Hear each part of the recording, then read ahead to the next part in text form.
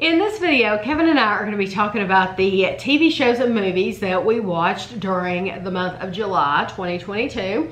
I'm going to start us off because we went on a vacation, I'm sure you all know, to Hawaii. So when you go on a long plane trip, one of the perks, one of the good things is you have your own TV screen.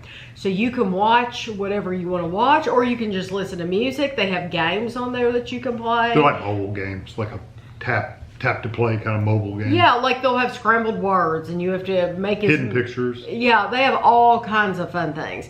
But you get to watch what you want. So I have different movies that I watch from Kevin. Now we do have one in common, which is interesting. But the first thing I watched was a movie called Dog. It came out in 2022. It stars Channing Tatum. And what the deal is Channing Tatum is a former Army Ranger, and he is given the task of getting this dog who he's never met. They've never met each other, him and the dog. He has to get this dog to a fellow Army Ranger's funeral. So this is not one of those sad movies about a dog. It's not like Marley and Me or Old Yeller or My Dog Skip or one of those. It actually has some really funny moments.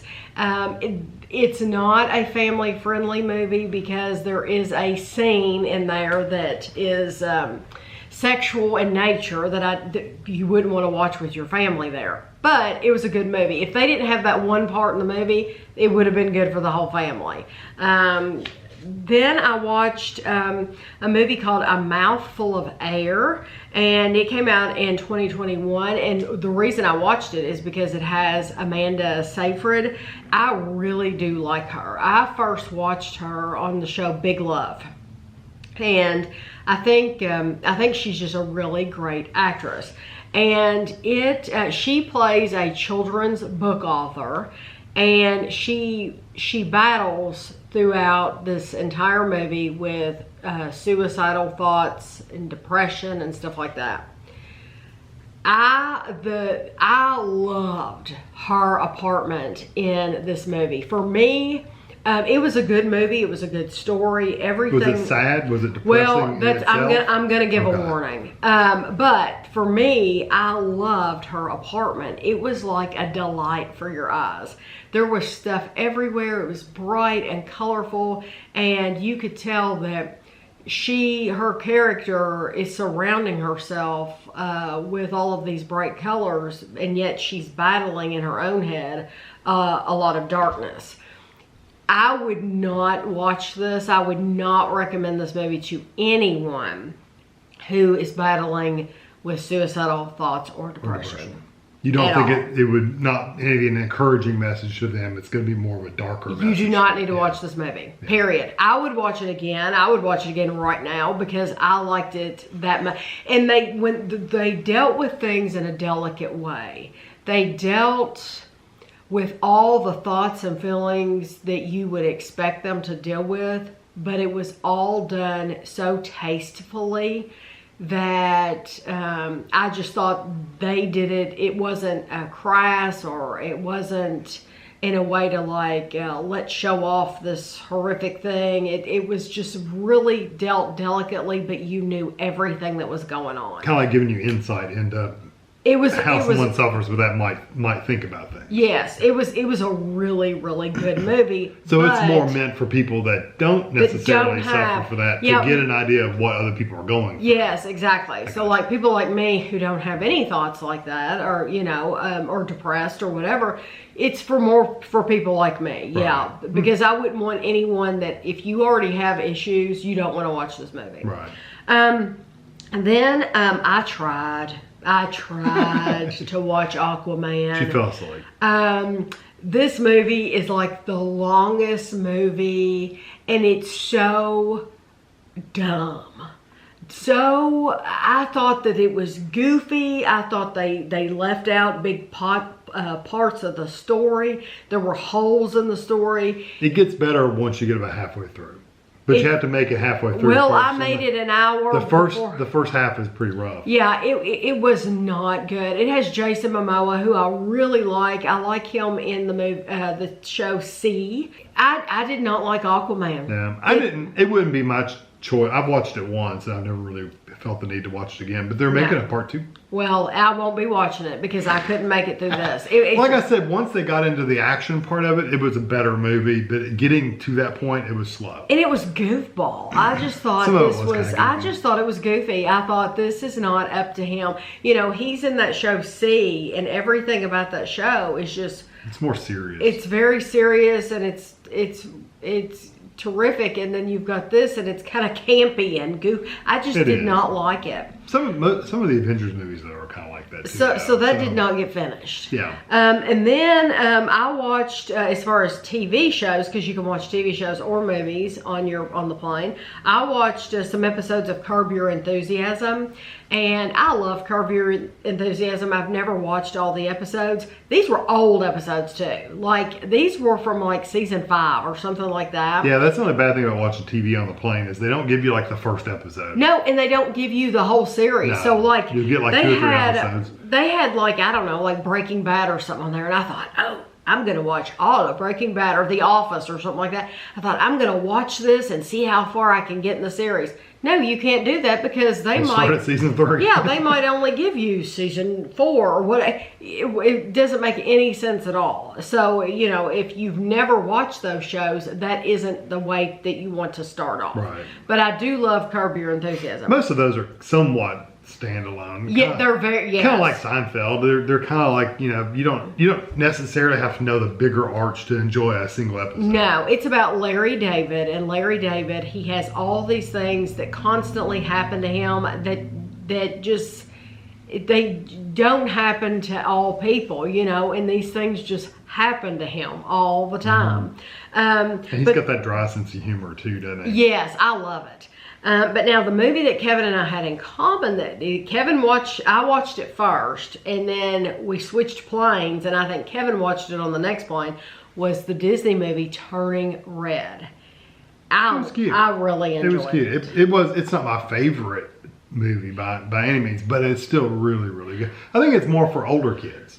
I do too. Like an older tween, whatever they're called now, a tween. Tweenies. Somebody between like, 12, 13, somewhere around 13, 14. Well, I hadn't seen any previews, so I didn't know what it was about. It's about this little girl, and she's 13 years old, and she's basically, just to say it bluntly, she's going through puberty. And they deal with it very delicately. Oh, yeah, it's nothing coarse or anything like that. Your kids can watch it. I don't know that a 7 or 8 year old is. They might enjoy just seeing stuff go on, but they won't understand the puberty part. Going on now. So, but you've got this girl who's going through this, and every time she gets upset or something bothers her, she turns into this great big red panda, and she can't control it, when it happens. And so that is what the movie's about. Mm-hmm. And I liked it. I thought it was cute, yeah. And she's also at that age where everything your parents do is embarrassing. But her mother really did go out of her way. Her mother was horrible. Yeah. Her mother, 2 different times during this movie, her mother did things that nobody would want to leave the house if their mother. Yeah, you wouldn't want to go to school with your friends after this. No, if your mother was like her mother, I would have to switch schools because her mom was awful. Yes, and I thought, what kind of a parent is this woman to do this to your kid? I just thought she was horrible. And some people would say, oh, she had good intentions. No, really, she didn't have good intentions. That's like, where is your head, woman? Also, the daughter's to blame a little bit because she didn't speak up and say, that's not what happened, or that's not right. But she has the kind of mother where you can't speak up. You really can't really say much. No, there's a kind of a parent where you can either go to your mom and you can tell her things, or you have the kind of mom where you're not going to tell her anything because she's going to be like the woman in the movie and she's going to blow it way out of proportion.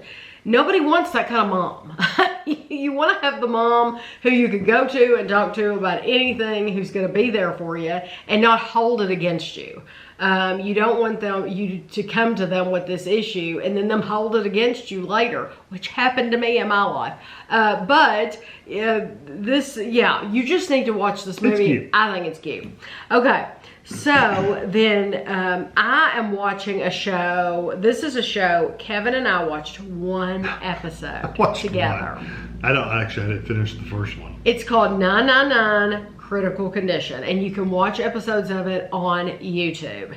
And it is, I'll just read you what it says. The staff at Royal Stoke University Hospital, a teaching and research hospital in the English country of Staffordshire, treats a variety of patients. Kevin can't handle it. It's too much. It's different though. Most of the medical shows like 24 Hours at A&E, even that Casualty 24/7, it's about the emergency room and they deal with emergency cases and they big gashes on their legs, stuff like that, broken limbs that are like, I can handle that kind of stuff. It was fine, and they don't really concentrate on it.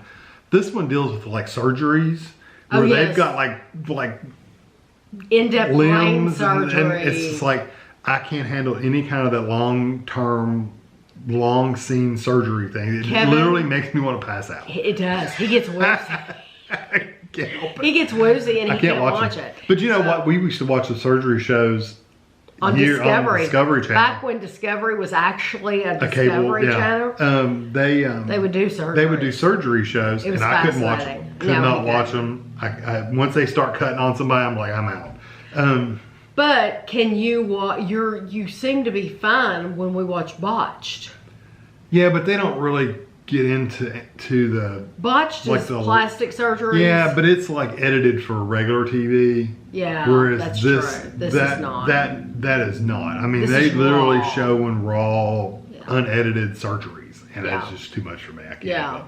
I literally have to turn away from it and sit there for a minute because I'm going to pass out and fall on the floor. Yeah, so it's like he can't watch that. Can't watch it. So I watch it by myself. She enjoys it. Now the next couple of ones are ones that you watch. So I watched these on the plane. One of them's an old one. It's Skyfall, James Bond.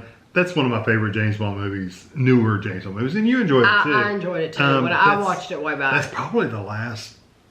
I think I watched the next James Bond movie. I can't remember what the name of it was. I think I watched the next one, but I don't think you ever did. And neither one of us have seen the new one. We own all of them, and one of our goals is to start at the very beginning. Yeah, the old ones. We've never done that before. No. I think we've been saying that during our whole marriage. Yeah, and we've had them for ages. And we've never, ever done it. So that's a goal of ours, is to start at the very first James Bond and work our way all the way through. The old school ones. Mm-hmm. So that was a good movie, and if you don't know what Skyfall is, it's James Bond. So the next one I watched was Moonfall. Moonfall was an odd one. It had the guy one of the guys from Game of Thrones was in there, and another actor, I can't think of his name. It was a good movie, but it was so ridiculous in what's going on that it's very science fiction-y fake. It's not like a traditional disaster movie where it really could happen.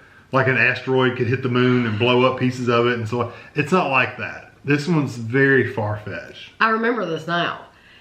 I was going to watch this on the plane, and I turned it on, and we're taking off in the plane. I want you to keep this in mind. We're taking off in the plane, and I've just started Moonfall up, and something horrific happens in literally the first minute. They're in space. I'm not giving anything away. Something horrific happens as we're going up. It's going, and I'm like, nope, not gonna watch that right now. So I turned it off. It's a disaster movie. I'll watch it later, but I wasn't gonna watch it going up. It's okay to watch once. It's not the best movie, but I didn't like you just got to go into it knowing that it's not a natural disaster movie. It's a science fiction disaster movie. Okay. Very I would watch it. It's just there's a time and place to watch it. It's not a bad movie. It's a one-time watch for me. I would watch it again with Tammy, of course, but for me, I wouldn't intentionally go watch it a second time if it wasn't for you. The other one I watched was The Eternals, which is kind of like a adventure kind of like movie. They've been around for like thousands and thousands of years, so they've been around the earth that long. Eternally. Yeah, fighting these creatures basically. It was good. It wasn't as good as like the Avengers movie. It wasn't. They use these kind of weapons and stuff that are very far. Again, another science fiction-y kind of Right. really far-fetched. Not that Avengers is believable, but The Avengers is better done, you're saying.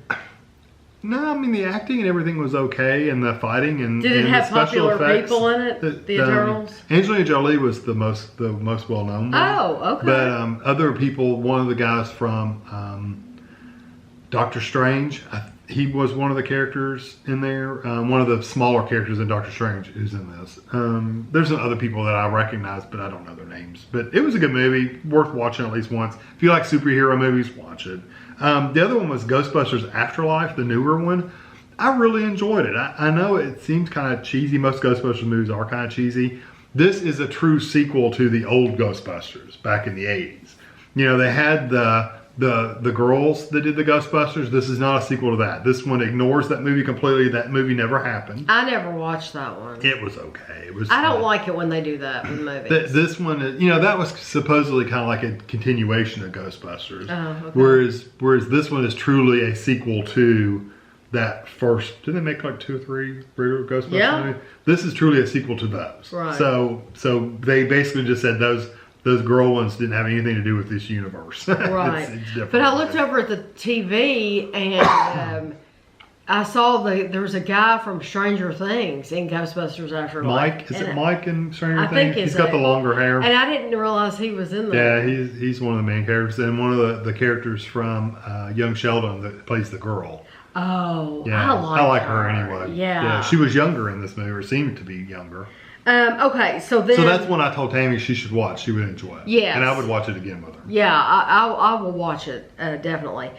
So then TV shows that we've been enjoying together, there's one called Clean It, Fix It, and it takes place in the UK, and it's one of these basically... For the most part, what we've noticed is people haven't had enough time to deep clean, like clean your stove, clean your washing machine, stuff like that. The scrubbing the tiles in the bathroom. And just make things a little easier in their lives. So a cleaner comes in and a carpenter and a builder. That's what they're calling them. Cleaner, carpenter, builder. And they come in and it's just one of these little shows that it's not deep or anything it's like a 25-minute show. No, there's no horrific backstory of why they are the way they are. Like some shows have to make everything tragic. If there's not a tragedy, then they ain't coming to your house and filming you, okay? No, this is one like, it's just normal. We downsize, so we've got too much stuff in the smaller house, or, we've got 3 kids and I just can't keep up with it. It's just stuff like that. I think that was one of the downfalls of The Biggest Loser. Is they had to make everything had to be tragic. Something tragic had to happen to make these people big. How about you just like to eat? I just like to eat and I'm fat. How about that?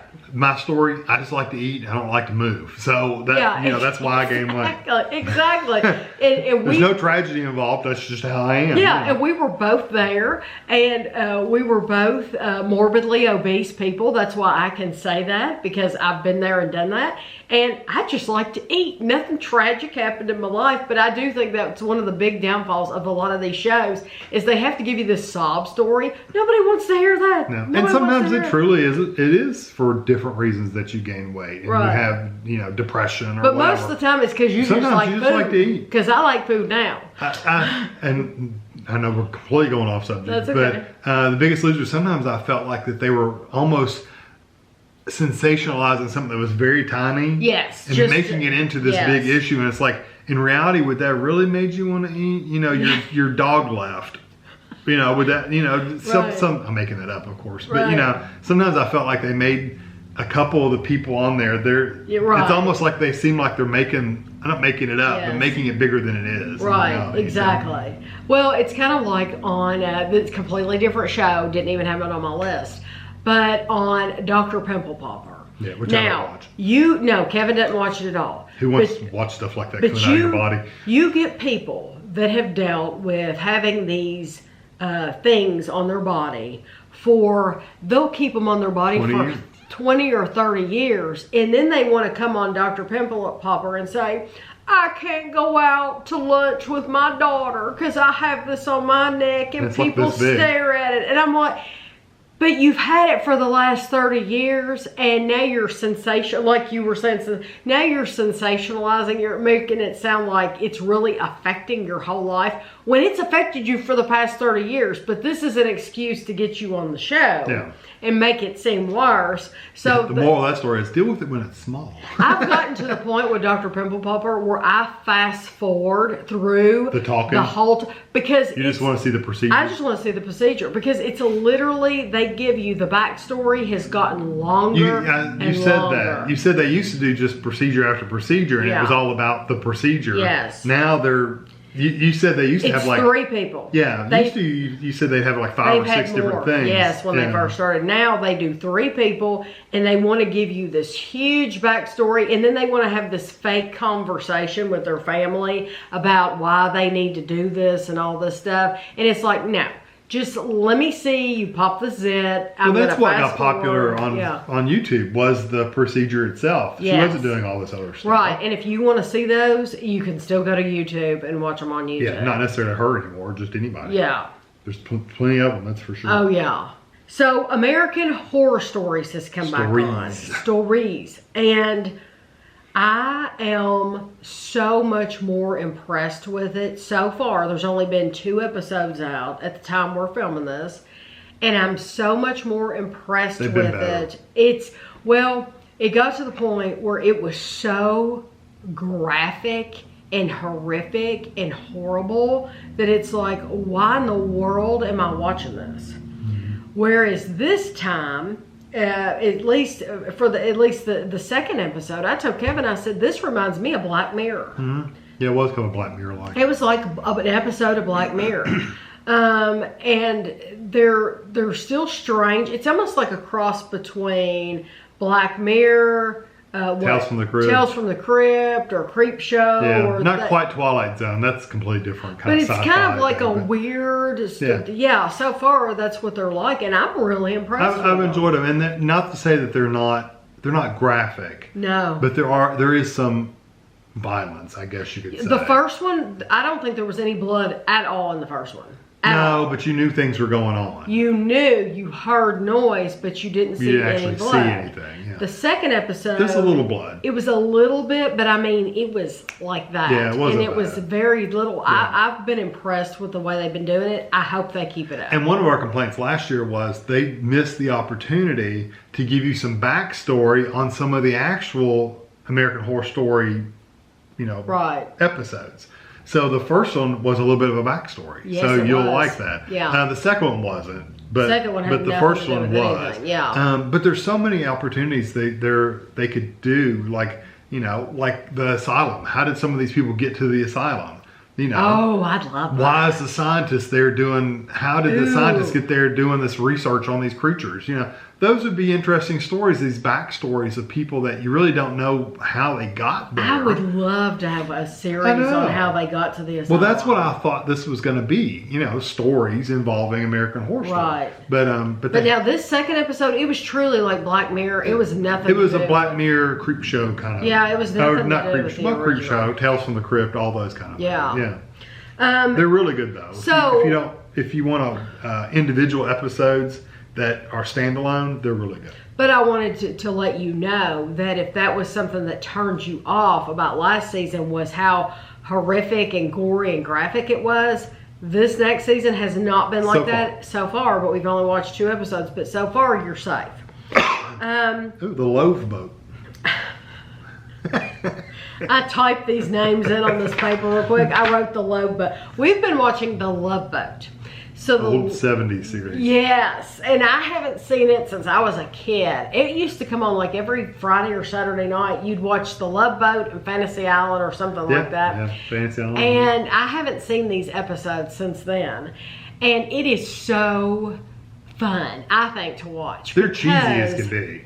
You get all of these movie stars who come in and they're so young, and you've gotten to know them from other shows. Like the one we watched last night, had Radar from MASH. But it was, you could tell it was right after MASH had ended, and then he went on the Love Boat. Also, like Maureen McCormick, Marsha Brady from the Brady Bunch. Yeah, she was in her 20s. She was 21 years old, so it was right after the Brady Bunch had ended. She did the Love Boat. We've seen Charo. Charo's in a lot of Love Boats. We've seen Jane Curtin was in the one last night. I mean, Jack, the one that was on Three's Company. John Ritter. John Ritter's been in one. There's a list. Tons. Because every single episode, they have 3 storylines going. And so you have 3 sets basically of celebrities. And it's just so much fun. And Kevin and I are morbid. So we like to look everybody up and see if they're still alive. See what they look like now. See if they're still playing and stuff. Everybody would do that. Who's the one that played Peter Pan? She was on there. Oh, yeah. It's not Shelley Duvall, but I can't think of her Sandy name. Duncan. Yeah, Sandy. She was on one of the other. Yeah. So I mean, it's fun. So much fun to look people and seeing up how young they were back then. Yeah, it is. It's almost sad that the only thing that they talk about, well, in every episode, someone is trying to get lucky. Yeah, that's true.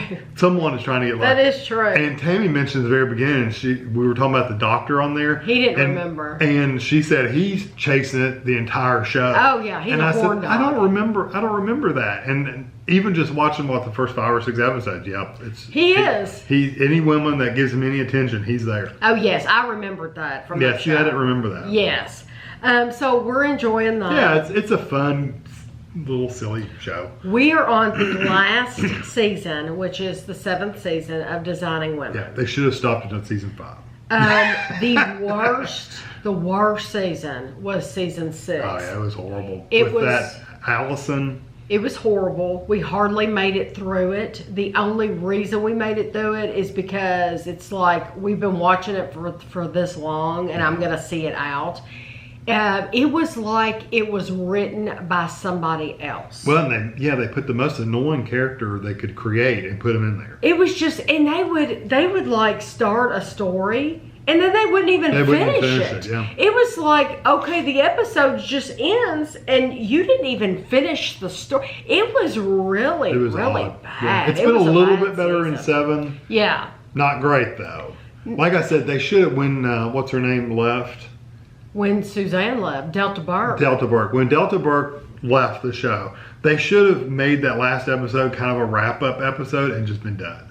They should have. This is one of those shows that went on 2 seasons too long. When we were watching it last night, now I know this doesn't happen, but in my world, the perfect thing to have done when they end the series, it would have been awesome for them to bring back Charlene and Delta Burke for the very last episode. It would have been awesome if they could have brought them back, but I know that doesn't happen.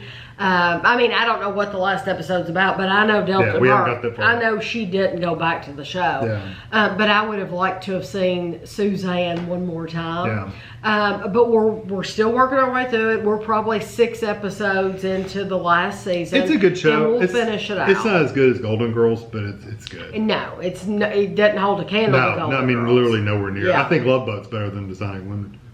Oh, yeah. I've enjoyed Love Boat more than Designing Women. Then we're watching Master Chef. U.S. version. Yes, Master Chef with Gordon Ramsay. And I think we're an episode behind, which we'll probably watch tonight. So by the time this comes out, we won't be behind anymore. But we're enjoying that. It's a nice cooking show, cooking competition. Then we're watching, we've just finished this, called Bake Off the Professionals. And it is like if you've ever watched like the Great British Bake Off, except this is with teams. And professionals. Yes. Not home cooks. Right. These are professionals. Like 2 of the people from this season were from Harrods. So they made the little pastries from Harrods. And then... they're all working like bakeries or pastry shops. Yes, exactly. Or own their own. And so they are competing, and they make the most beautiful little desserts that like I couldn't make if you gave me a week. And they're making them in... like 2 to 4 hours. Yeah, and they're perfect little desserts like that you would buy from a the patisserie. pastry guy. Yeah, I mean, it's just amazing. Then, it is a good show, and it's a competition too. Somebody goes home every week, and so it's a good show. We're watching a show called Trying. I've talked about Trying in the past. It went off for a little while because the season ended, and now it's back. And it's about this couple who they wanted to have a baby and they couldn't. And so now they've been given this opportunity to adopt.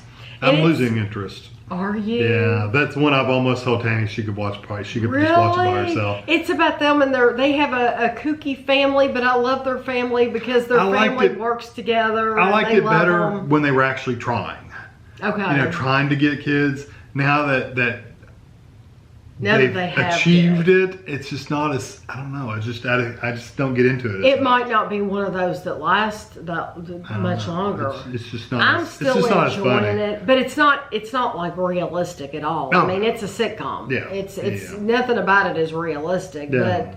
But that's when I've been borderline. It's like, do I want to still watch it, or do I want to tell Tam she can just watch it by herself? I've been back and forth a little bit. I like all the characters. I like the family. I like them, the guy, the girl, the main people. I like everybody in it. I like where they live. They're right in Camden and London. Yeah. And I enjoy seeing the scenery and all that. Did you ever mention the other one that we were watching, the Breeders? Did we ever mention Breeders? Breeders. We finished that. Yeah, we finished that last month, I think. Or maybe at the very beginning of this month. I don't know, but it might have been at the beginning of this month we finished Breeders. That is a better, I enjoy that more than this Trying show. That's it's definitely more down to earth. It's definitely more serious. Yeah, and more realistic. I have mentioned Breeders because what I said about Breeders was, we don't have, every half-hour show that we have in America is a sitcom. It is a funny show. We don't have any, and if you can think of any, you can let me know. On regular TV, we don't have any serious half-hour shows.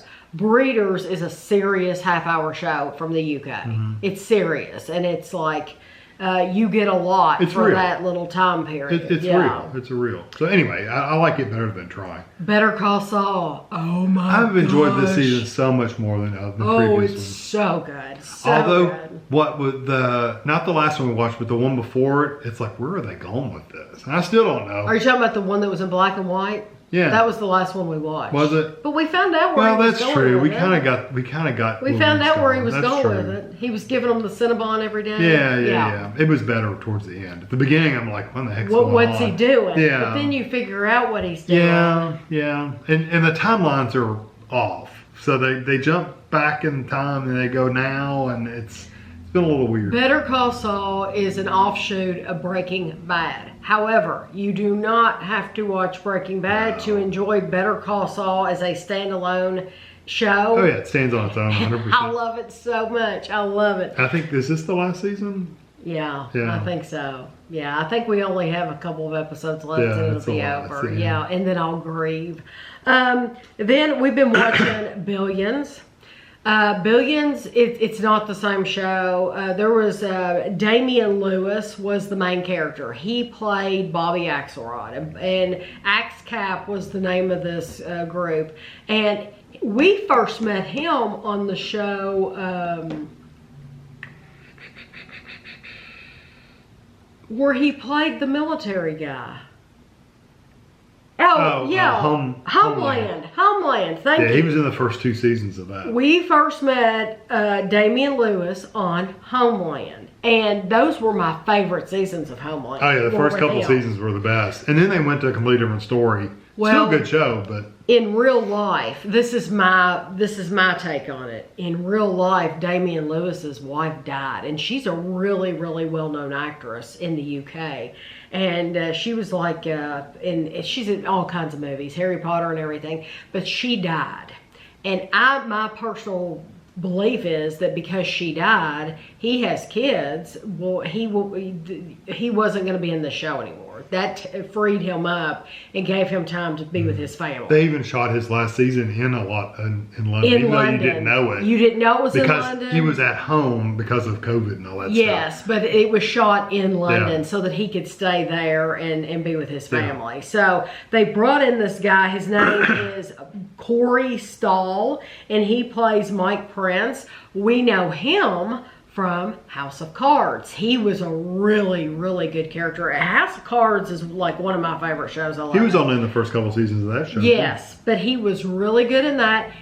I like him. I like him as an actor. I think he's really good. And you know what? I like a lot of the actors and actresses on the show Billions. But it could go off right now and I wouldn't care anymore about it. Yeah, because it's a different show. It's a different show. Yeah, different dynamics, different everything. Yeah, really, I wish that these people would just end it and go their separate ways and do other better shows, because I am just not into, I'll finish it just because we've watched it for so long, but I'm just not into it the way that I was. Yeah, well, it's it not used the to same be. show. It used to be a battle of two titans, basically. You had Axelrod and you had Chuck, which was, Axelrod owns a big business with money, a hedge fund, and then Chuck Rhodes was a lawyer that was, they were always butting against each other. And Chuck Rhodes was, he would bend the law a little bit to get what he needed to get done. Mm-hmm. Well, now Chuck is not like that anymore. He's playing it straight arrow, everything he tries to do. He does try to get behind things and get things done, but not like break or bend the law. Mm-hmm. And this new guy's. And he's kind of a straight shooter too. He doesn't really, like, we're going to do this and cut him and cut under him and get money. And, he doesn't really go underhanded either. So now I saw these two titans battling each other and doing whatever they does to win. It's more of a two friendly people throwing Nerf balls at each other, And it's his like, whole goal this season is to get the Olympics to come to New York in 2028? Yeah, 2028. And I can't imagine in reality the Olympics ever taking place in New York. Not in New York City, at least. No, and that's the goal, is to get the Olympics in New York City. It would be a cluster, let me tell you. It was one of the scenes where he was saying, Chuck Rhodes got on in the street and said, "This is the traffic for just a press release. Can you imagine when we triple the amount of people in New York City, what the traffic's going to be like?" I just can't imagine that ever happening. I mean, they did it in London, though, and they've done it in bigger cities. They did do it in London. It's still, yeah. London, I still think that's a whole different It is, and they put it game. out kind of on the outskirts of London. Yes, and exactly. they have trains in place, which I know New York does too. They have subways. But London already had subways going out to those places. Right. And, yeah, they just...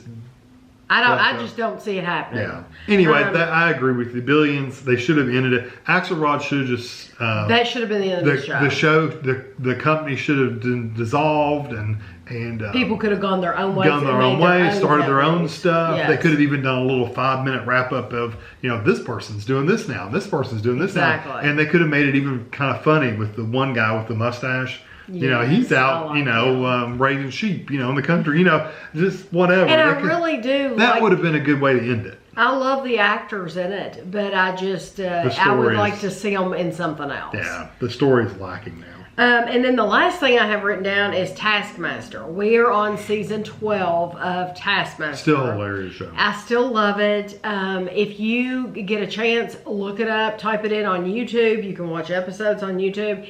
It is, it's a terrific show. They get like 5 comedians and they give them tasks that they have to perform in order to get points.